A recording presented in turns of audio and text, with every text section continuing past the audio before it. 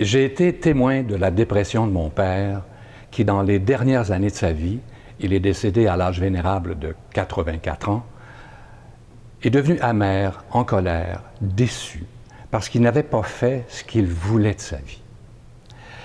Fort de cette expérience et de ses nombreux témoignages, j'ai choisi de faire un retour à la source. Un retour aux sources dans le sens où, quand j'étais adolescent, je me suis présenté à l'École des beaux-arts de Québec dans les années 60 pour devenir artiste peintre ou artiste sculpteur. Et la vie m'a amené ailleurs, dans le milieu des communications, où j'ai travaillé à Radio-Canada, entre autres, pendant plus de 30 ans. Cela dit, une question lancinante revenait dans ma tête. Qu'est-ce que ça aurait donné si je m'étais adonné davantage à ma pratique en art visuel?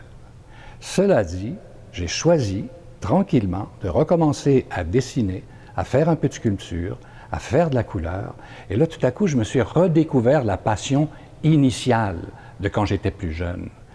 Et ça m'a amené devant le choix de laisser Radio-Canada après un certain nombre d'années de service pour me consacrer totalement à ça.